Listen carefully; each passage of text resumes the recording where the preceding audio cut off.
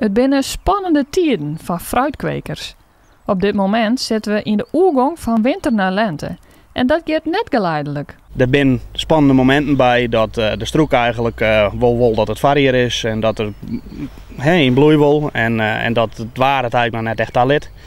En in die schommeling daar wordt het spannend en dat is wat we nou nachts een beetje hebben. Dat wordt het wat te koud. Een blauwe bes kan, als er vol in bloei staat, kan er nog min 2, ja, geleden zei ze min 2,7, 2,8 kan er nog gaan.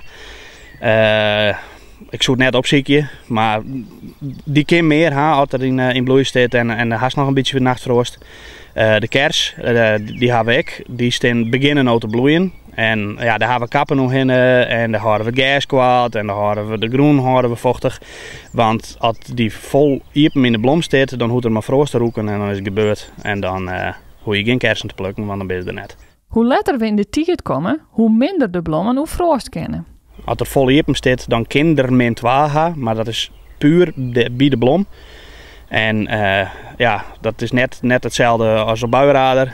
Dan haast voor Aroen nacht weer de voorspelling 2 graden. En ik ben van de moorwekker en dan staat er min 2. En ja, dat kost ik wel, want het hele veld weer opriepen en ja, die is die op de knappen. Dus ja, dat kist net altijd bot van de poon. Het verschilt gewoon heel erg als microklimaten.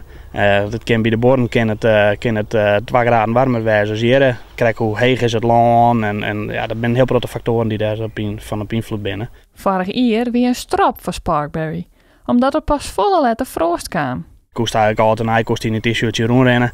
En dan in maaien, ja, tot ijsheilig en kan het vriezen in de nacht. En ja, het weer rondom ijsheilig en misschien kijk ik nog wel een paar dagen later. Toen kregen we min 4 lokaal hier. En ja, dat dekken die bloemen net door. Dus toen de helft van de kwekerij bevezen. Ja, we hebben wel wat plukken kind, maar stik minder zoals. En ja, dat mij net te vaak. Dat is net weet voor de. Voor dit jaar wat Henk nog net te volle te voorspellen. Ik ben voorzichtig positief. Ja, er kan nog van alles gebeuren. In maai kan het Liekehut nog wegvriezen gaan. Het waar wordt steeds onvoorspelbaarder. En ja, op zich, het zou altijd nou gaat. Ook een beetje om je heen sjuggen. Het is nou kouder geweest in de winter en het varieert. Dus de ontwikkeling lijkt een beetje trager. Maar er zit een soort bloemknappen zitten erop. En als die zich al ontwikkelen tot fruit, dan hebben we wat te doen van het simmer.